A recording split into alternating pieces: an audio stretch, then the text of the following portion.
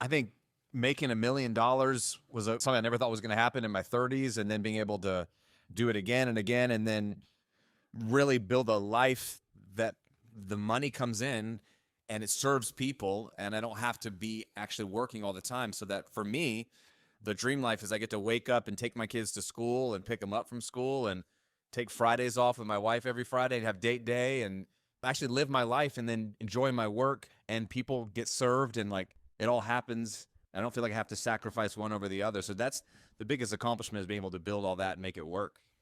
That's absolutely amazing. It's this life of freedom and being faith driven and family time. It's like you have it all. You've kind of like cracked the code to success. What are some of the misconceptions that people have out there when it comes to creating success in their life?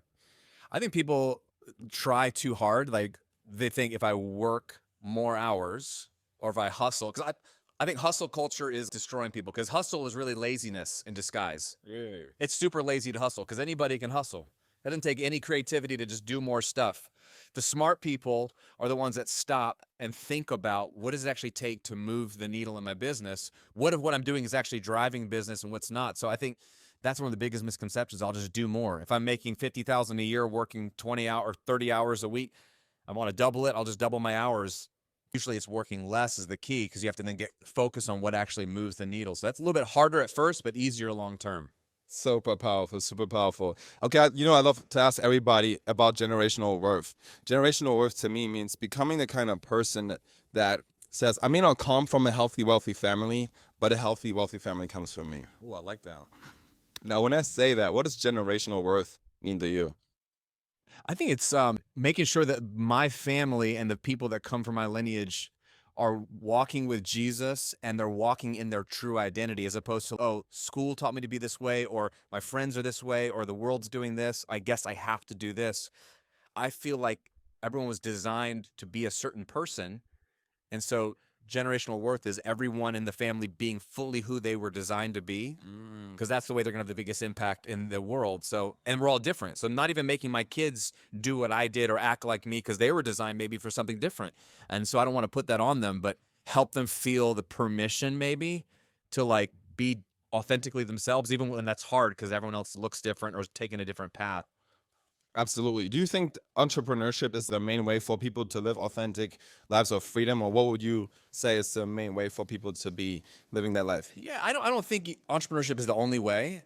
I think there's a lot of benefits to entrepreneurship, but I wouldn't even put that on everybody. I think everybody should try and have some sort of side business, because I think it gives you more flexibility. But I think it starts with, who do you feel called to serve in the world?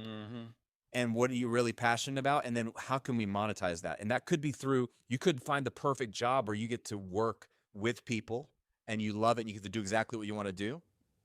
Like it could be, even some people want to be a politician, and that's not really an entrepreneurial job, but that's what they feel called to do.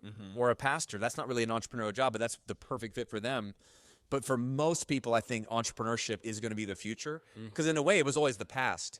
I think having a job is really about 100-year-old experiment, like we're industrial age. So it's actually not historically what most people did. They had agricultural farms and family businesses. So I think business has usually always been the way it was, and it'll be for most people. I completely agree with that, and I also resonate with the fact that you get to find your calling. What is some way that people can stay in touch with you, follow you? Do you have Instagram? Yeah, at the Graham Cochrane on Instagram, or the Graham Cochrane Show podcast or YouTube channel. Yeah, YouTube. Yeah.